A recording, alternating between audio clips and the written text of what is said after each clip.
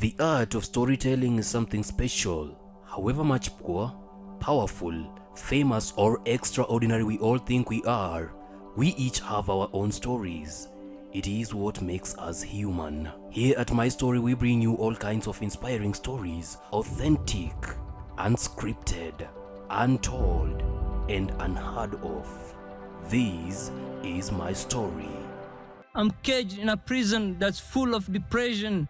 I had a mighty dream to chase, just like your kids do, but you take me as a disgrace. I mean, it's not like this is the life I chose, but the life fed through to my face.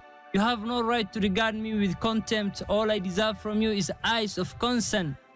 I'm the group my country disgraced, the citizen of my own land disowned, taken and embraced by the street. Yes, that's who I am. Hello guys, welcome to My Story. I'm your host Tawakkal Khalif. In this episode we have Deen Ahmed. Deen is a published author, a spoken word artist and a YouTuber, and he is here today to tell us his story. Welcome to My Story. It's a pleasure to be with you here today. I'm very much honored. As a published author who has already published a book, could you please tell us more about yourself? My name is Deen Ahmed, and I was born in between Wajir and Garis, a place called Madogashe, where my mom was on journey. So I grew up in Nairobi partly, and the best part of my life I took in Wajir. That's where I call home. So let's start with this. How did this passion for creative writing start? And the main reason why I started writing, or the main reason that made me become a writer, is the pain, the unspoken words in my heart. I was never this kind of a person who will share his story or his problems. So I will just go behind the class and write down what I was feeling. So in my journey, I just found out myself becoming a writer. So basically, it's pain that made me become a writer. Heart Unchained is really an emotional and a moving story. What was the inspiration behind it? And my mom, my sick mom, that's the main reason why I wrote this book, and maybe the main reason why I did earlier than I expected.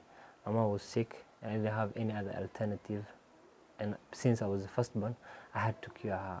So I was having many bad ideas in my mind, but alhamdulillah, the right one became writing a book. One of the bad ideas I was having was selling my kidney so that I cure my mom. So because my mom, I'm the firstborn, she has no one else. I'm the only person she has. I mean, someone who can support her. So I was having that terrible idea of selling my kidney from the night I was told my mom was sick. So in the morning, I just woke up with this brilliant idea of writing a book. There was that question that was ringing in my mind: why will you sell your kidney when you know there is something you're good at? So the only thing that I was good at was writing. Number one, there are many things that I'm good at, but number one writing things that I'm good at is writing. So I said I should start writing. Yeah. Well, I really feel good because back at the times I didn't have enough money even to buy a painkiller for her. But at the time after I launched my book, I did have money that could take me to any doctor that I wanted.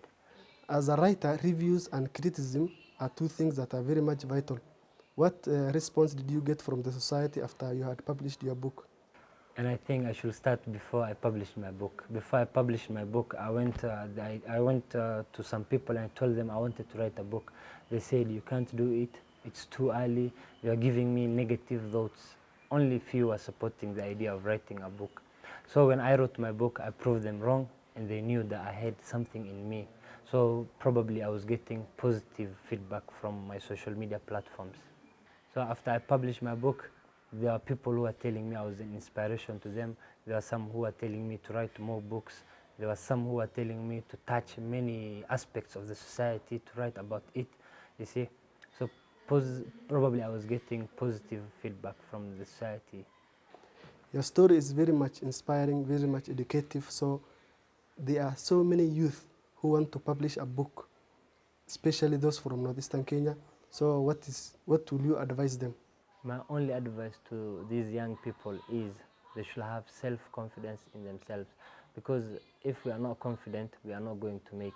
And the other problem with the youth from our province is that they largely depend on someone.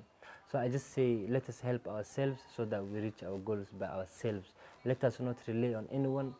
Anyone, I believe everyone is talented. Everyone is unique on his or her own way.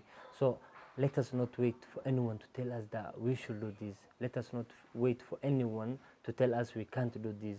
It's all upon us. If we are self-confident, we can make it. That's the only thing I will advise the youth of my province. It's not easy to literally publish a book. So in your case, what were the challenges that you have faced? In every step one takes, there must be challenges. But the only challenge that I faced when I was writing my book was my personal self. Like the voice that was inside me, sometimes telling me, don't do this, you can't do it, people won't buy your book, you won't make it. So that was the only challenge I was having, and I had to fight it because I knew what I was to do with this book. Alhamdulillah. There are some other challenges, but when compared to my personal self, it's not comparable. So the only challenge I was having was my personal self. This story is inspiring, educative, and informative, and I hope it has inspired you as much as it has inspired me. That's all for today. Thank you for watching. Authentic, unscripted, untold, and unheard of. This is my story.